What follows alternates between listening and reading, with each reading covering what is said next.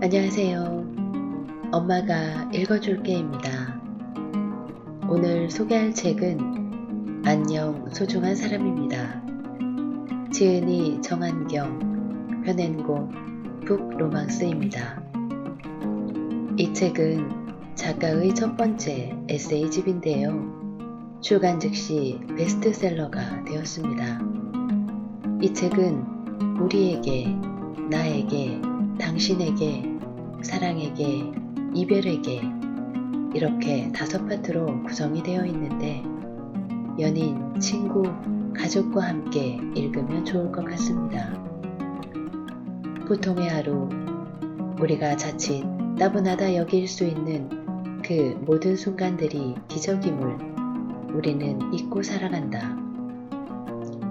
우리가 현재의 아름다움을 자세히 들여다보지 못하는 이유는 지금 우리가 그 풍경 안에 속해 있기 때문이다 라고 작가는 말하는데요. 익숙함 뒤에 가려진 삶의 소중한 것들을 다시 한번 떠올리게 합니다. 그럼 책 속으로 들어가 보겠습니다. 구독, 좋아요, 알림 설정은 저에게 힘이 됩니다.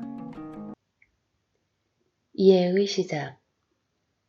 소녀는 창문을 닫아둔 채 지내는 것을 좋아했지만 소녀는 열어둔 창문 사이로 스미는 여러 사소함을 좋아했습니다. 소녀는 그런 소녀를 이해하지 못했어요. 조용하고 차분한 성격을 가진 소녀는 바깥의 소음이나 먼지 따위의 것들이 들어오는 게 싫었거든요. 이해할 수 없는 건 소녀도 마찬가지였어요. 세상의 아름다운 것들을 전부 차단하며 답답하게 지내는 소년이 이해되지 않았죠. 계속해서 양쪽 모두 이런 생각을 고집한다면 서로에 영영 다가가지 못할 거예요. 사실 이해의 시작에 그리 거창한 마음가짐이 필요하지 않습니다. 물론 소녀의 뜻대로 창문을 열었을 때 평소와 같은 안정감이나 아늑함은 갖지 못할지도 모르죠. 하지만 문득 불어오는 바람에 깊은 위안을 얻기도 하고 스며드는 햇살에서 의외의 감동을 발견하기도 합니다. 이해란 이런 것이 아닐까요? 나와 전혀 다른 가치관으로 살아가는 상대의 모습에서 햇살과 같은 장점을 발견하는 것. 가끔은 창문을 활짝 열고 그 사람의 마음을 온전히 느껴보는 것. 그렇게 다름에 다가가는 것. 꼭대기의 수줍음. 숲의 나무들은 서로의 간격을 적당하게 유지하려 하는 습성이 있다고 해요. 자신에 의해 풀이나 작은 나무들이 볕을 받지 못하거나 옆에 있는 다른 나무가 불편해하지 않도록 적당한 거리를 유지하는 것이죠. 이러한 현상을 꼭대기의 수줍음이라고 부른다고 합니다. 물론 이 현상에는 자기 자신을 보호하려는 본능 또한 포함되어 있겠죠. 어찌됐든 이러한 나무의 수줍음으로 인해 숲의 식물들은 서로의 영역을 침범하지 않고 조화롭게 살아가는 것입니다. 인간관계 또한 마찬가지일 거예요. 한없이 가까워지는 것만이 관계를 지키기 위한 유일한 방법은 아닐 것입니다. 아니, 오히려 적당한 거리를 유지한 채 서로를 바라보는 것이야말로 깊은 관계를 유지하기 위한 더욱 현명한 방법이 아닐까 하는 생각을 해봅니다. 예전에 저는 좋아하는 사람과 함께 하기 위해 항상 가까운 거리를 유지하려고만 했습니다. 조금의 간격도 벌리고 싶지 않아 불안해하곤 했었죠. 하지만 그 또한 저의 욕심에서 비롯되었다는 것을 이제는 알고 있습니다. 삶이라는 길을 걷다 보면 우리는 끝까지 함께 걷고 싶은 사람들을 만나게 됩니다. 그리고 자연스레 그들에게 가까이 다가가게 되죠. 그들을 향한 깊은 마음으로 인해 때로는 너무 많은 것을 바라게 돼요. 사랑이라는 명목으로 자신도 모르는 새 너무 많은 것을 상대에 요구하게 되고 그러한 행동이 상대에겐 커다란 짐처럼 느껴지게 되기도 하죠. 나무는 알고 있는 걸까요? 우리는 앞으로 꽤 오랜 시간을 함께 해야 한다는 것을. 그러기 위해선 적당한 거리를 유지할 수도 있어야 한다는 것을 말이죠. 나를 위해서도 상대를 위해서도 우리는 서로를 향한 적당한 수줍음을 지녀야 할 필요가 있습니다. 서로 간의 거리가 존재한다고 해서 너무 서운해할 것 없습니다. 각자의 거리를 존중한 채 걷다 보면 서로의 온기를 절실하게 필요로 하게 되는 순간이 옵니다. 바로 그때 서로의 어깨를 내어줄 수 있다면 그것으로 서로의 충분한 역할을 다한 것이라 믿습니다. 거리를 둔 채 나아갈 수 있다는 것은 서로를 향한 굳건한 신뢰가 있기에 가능한 일인지도 모릅니다. 삶의 힘듦을 조금은 알게 된 지금 소중한 사람들에게 이렇게 전하고 싶습니다. 우리 삶을 걷다가 때로는 조금 멀어지더라도 너무 마음 쓰지 말자. 대신 내가 필요하면 언제든 와. 기꺼이 나의 어깨를 빌려줄게. 우리 그렇게 살아가자. 그렇게 끝까지 함께 가자. 충고와 공감의 순서. 감당할 수 없는 슬픔을 마주했을 때 가장 먼저 떠오르는 사람이 있습니다.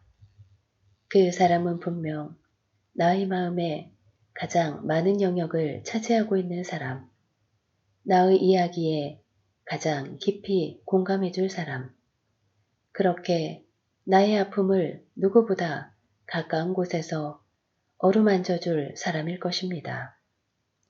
그러나 그럴 거라고 믿었던 그 사람의 행동이 예상과 전혀 다르다면 나의 슬픔을 그 모습 그대로 바라보는 것이 아니라 자신의 시선으로 판단하려 하는 모습을 보게 된다면 그 실망감은 관계 자체를 흔들기에 충분할 것입니다. 가장 사랑하는 사람에게 슬픔을 의심받을 때 힘들게 꺼내놓은 아픔을 두고 옳고 그름을 판단받아야 할 때 언젠부턴가 공감받기를 포기하고 있는 나 자신을 발견할 때 우리는 관계의 끝을 예감하게 됩니다. 너는 항상 작은 것도 예민하게 받아들이는 버릇이 있는 것 같아. 그게 그렇게까지 고민할 일인지 잘 모르겠어. 나는 솔직히 내가 이럴 때 이해가 안 가. 지금은 그런 걸로 시간을 허비할 때가 아니야. 우리는 대부분 상대의 아픔에 자신도 모르게 개인적 시선을 섞습니다. 타인의 아픔에 공감하기보다는 자신의 판단을 앞세우곤 합니다. 이게 그렇게 힘들 만한 일인지, 이게 이렇게 아파할 일인지, 아픔의 시간에 너무 길게 머무르는 것은 아닌지, 그렇게 자신이 겪지 못한 상대의 상황을 추측만으로 가볍게 여기는 실수를 범하곤 합니다. 자신의 잣대로 판단하고 마치 정답을 아는 것처럼 상대의 등을 떠밀려 합니다. 그렇게 타인의 아픔을 자신이 해결할 수 있을 거라는 자만에 빠지고 일어날 힘도 없는 상대에게 걸으라고 충고하곤 합니다. 아픔에 가장 먼저 필요한 것은 공감이고 그 이외의 것은 그 다음 문제일 것입니다. 새로운 길을 제시해주고 또다시 찾아올 아픔에 견딜 수 있는 힘을 심어주는 것은 공감으로 상대를 안아주고 난 뒤로 밀어두어도 충분합니다. 소중하다면, 상대의 아픔을 진정 안아주고 싶다면, 상대가 아프지 않기를 진심으로 바란다면, 상대의 아픔을 자신의 기준으로 바라보는 것이 먼저가 되어서는 안 될 것입니다. 당신의 아픔에 공감이라는 온기를 전해주는 사람, 어떤 상황에서도 당신의 아픔을 의심하지 않는 사람, 당신의 아픔을 그 모습 그대로 바라봐주는 사람, 그런 사람이야말로 언제까지나 당신을 변함없이 사랑해줄 사람일 것입니다. 섣부른 충고는 괜찮습니다. 충고는 공감의 뒷자리가 어울립니다. 우리는 언제나 찬란한 풍경 속에 있다. 친구들과 운동장에 누워 가쁜 숨을 내쉬며 하늘을 바라보던 아이들은 자신들이 지니고 있는 무한한 가능성에 대하여 알지 못했다. 남들과의 비교로 한없이 작아지기만 하던 한 소녀는 자신의 미소가 봄꽃의 싱그러움을 품고 있다는 것을 알지 못했다. 일상의 틈에 걸터앉아 술잔을 기울이며 왁자지껄 시간을 보내던 어느 친구들은 자신들의 모습이 어느 노인의 아련한 그리움임을 알지 못했다. 비오는 날 집안에 누워 서로를 바라보며 사소한 농담으로 웃음꽃을 피우던 어느 사랑은 지금 자신들의 모습이 세상 어떤 영화보다도 아름답다는 것을 알지 못했다. 그들에게 그날은 여느 때와 다름없는 일상의 순간이었다. 보통의 하루, 우리가 자칫 따분하다 여길 수 있는 그 모든 순간들이 기적임을 우리는 잊고 살아간다. 지금밖에 겪을 수 없는 삶의 시기를 지나고 있다는 것을 인식하지 못한 채 살아간다. 우리가 현재의 아름다움을 자세히 들여다보지 못하는 이유는 지금 우리가 그 풍경 안에 속해 있기 때문이다. 우리는 언제나 우리가 바라보지 못하는 찬란한 풍경 속에 있다. 식사 메뉴도 고르기 어려운데 인생의 선택이 쉬울 리 없잖아요. 사랑하는 사람과 함께하는 식사 자리에서 메뉴를 고를 때면 자주 우유부단해지곤 했습니다. 그 사람이 좋아하는 메뉴를 골라주고 싶었고, 그로 인해 상대가 나와 함께하는 시간을 행복으로 느끼게 하고 싶었거든요. 나의 의견보다는 상대가 좋아하는 것을 선택하도록 했습니다. 행복해하는 상대를 바라보는 것이 좋았습니다. 그 사람의 행복이, 밝게 웃는 그 사람의 미소가 곧 나의 행복이었으니까요. 그러나 인생에서의 선택은 이와 같지 않았습니다. 우리는 삶을 살아가며 꽤 많은 사람들과 관계를 맺고 살아가죠. 사랑하는 가족들과 인생의 절반 이상을 함께 보낸 친구들, 그리고 언제나 나의 편이 되어주는 사랑하는 사람까지. 관계 속에서 서로는 서로에게 생각보다 큰 영향을 끼치게 됩니다. 소중하게 피어나는 그들을 더욱 행복하게 해주고 싶다는 마음, 나를 향한 그들의 기대를 실망으로 만들고 싶지 않다는 마음이 때로는 진정 나 자신을 위한 선택을 주저하게 만들었습니다.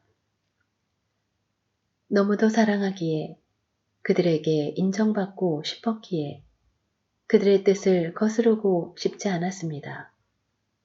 나의 인생에서 가장 중요한 자리를 맡고 있는 사람들이기에 그들이 원하는 모습이 되고 싶었고 그렇게 사랑받고 싶었습니다. 그러나 이제는 알고 있습니다. 인생이라는 식탁의 주인공은 다른 누구도 아닌 나라는 것을 말입니다. 중요한 선택을 앞둔 분들에게 전하고 싶습니다. 지금 이 순간이 여러분의 인생에 있어서 첫 번째 선택의 순간일 수도 있고 새로운 도전을 위한 결정의 순간일 수도 있습니다. 이러한 선택의 순간에 모든 분들이 자신을 위한 선택을 하는 것을 두려워하지 않았으면 합니다. 소중한 사람들을 향한 깊은 마음으로 인해 자신이 원하는 길을 선택하지 못하는 일이 발생하지 않기를 바랍니다. 사실 그들은 당신의 선택이 당신 삶에 행복을 가져다 주기를 진심으로 바라고 있을 것입니다. 하지만 당신을 사랑하는 마음으로 피어난 걱정으로 인해 그 선택을 지지하지 못할 수도 있습니다. 만약 그들이 당신의 선택을 지지하지 못하고 있다면 그들을 설득하는 것조차도 당신의 몫일 것입니다. 자신의 선택을 믿고 굳건히 나아가는 것, 설사 그 과정이 생각보다 만만치 않을지라도 좌절하지 않고 묵묵히 나아가는 것, 그에 대한 책임은 온전히 자신에 있다는 사실을 명심하는 것, 그리고 이 모든 의지를 사랑하는 사람에게 보여주는 것, 자신의 선택에 대한 책임이 전부 자신에게 있다는 것은 꽤나 두렵게 다가올지도 모르지만 스스로 짊어질 용기만 품는다면 그 어떤 선택도 가능하다는 의미이기도 합니다. 선택에는 책임이 따릅니다. 타인에게 나의 선택을 미루는 것은 책임을 미루는 것이기도 합니다. 사랑하는 사람들에게 근사한 식사를 대접하고 싶다는 마음 때문에 정작 자기 자신이 원하는 무언가를 향해 달려가지 못하고 있는 분들이 계시다면 자신이 주인공으로 초대된 인생이라는 식탁에서 자신이 이루고자 하는 꿈을 마음껏 펼치시기를 바랍니다. 두려워하지 마세요.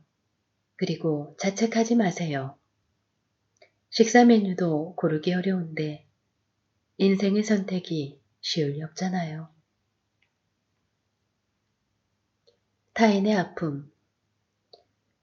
아픔의 정도마저 비교 대상이 되는 아픔의 이유를 설명해야 하고 그 이유의 적합성을 판단받아야 하는 시대. 모든 아픔이 의지로 해결될 수 있다고 믿는 사람들. 아픔을 해결하지 못하는 것을 나약함으로 가볍게 치부해버리는 세상. 우리는 타인의 아픔을 공감하는 것에 너무도 인색하다. 누군가 당연히 살아내는 오늘이 누군가에게는 죽기보다 힘든 나날일 수 있고 내일의 해가 뜬다는 것이 누군가에게는 참을 수 없는 두려움일 수 있다. 각자의 아픔을 각자의 잣대로 판단할 수 없음에도 우리는 너무도 간단히 타인의 아픔에 개인적 의견을 보탠다. 우리는 타인의 아픔을 온전히 느낄 수 없다. 그렇기에 타인의 아픔은 각자의 입맛대로 재단할 수 있는 것이 아니다. 어릴 적 가장 친한 친구의 고모가 돌아가신 날을 기억한다. 난생 처음 겪는 누군가의 죽음이었기에 모든 것이 낯설었다. 하지만 처음 가본 장례식장보다 언제나 밝았던 친구의 슬픔 가득한 표정보다 낯설었던 것은 내가 느끼는 슬픔의 정도가 생각보다 깊지 않았다는 사실이었다. 분명 아팠지만 나는 친구와 같은 표정을 짓지 못했다. 아무 말 없이 눈물을 삼켜내던 친구를 바라보며 같은 아픔을 느끼지 못하는 자신에게 견딜 수 없는 부끄러움을 느꼈다. 너무도 이른 나이에 맞닥뜨리게 된 사랑하는 사람의 죽음. 그토록 가혹한 현실을 겪어내고 있는 친구를 위해 해줄 수 있는 것은 가만히 곁에 있어 주는 것. 사랑하는 친구를 위해 이토록 단순한 행위밖에 할 수 없다는 사실이 괴로웠다. 그날 밤 나는 잠을 이루지 못했다. 인간은 마치 모두가 서로 고립된 섬에 살고 있는 것과 같아서 서로를 온전히 이해하지 못한다. 서로의 슬픔을 온전히 어루만져 주지 못한다. 아무리 노력해도 결국 서로의 마음에 건너가지 못한다. 야속하지만 누군가의 아픔에 타인이 해줄 수 있는 일은 그리 많지 않을지도 모른다. 하지만 그럼에도 우리가 할 수 있는 일은 분명 존재한다. 묵묵히 곁을 지켜주는 것. 비록 온전히 느끼지 못하더라도 상대의 마음을 끝까지 바라봐주는 것. 그렇다. 우리는 서로에 건너갈 수 없지만 그렇게 서로를 바라볼 수는 있다. 영원히 건널 수 없는 강을 사이에 두고서라도 끝까지 서로의 마음을 들여다보려는 노력을 멈추지 않을 수 있다. 나는 이제 내가 타인의 아픔을 온전히 이해할 수 있으리라 기대하지 않는다. 또한 타인이 나의 아픔을 깊숙이 느낄 수 있으리라 생각하지도 않는다. 그저 서로의 곁을 지키는 것, 그것으로 충분하다. 바람이 있다면 소중한 사람이 아플 때 내가 그 사람 곁에 가까이 서 있을 수 있기를, 곁에서 조금이라도 그 아픔을 나눠 가질 수 있기를, 나라는 사람이 타인의 마음에 조금의 공감이라도 전할 수 있는 깊이를 가질 수 있기를, 그렇게 소중한 사람의 마음에 아주 작은 온기라도 전할 수 있기를, 내가 여기 있다고, 당신 곁에 있다고,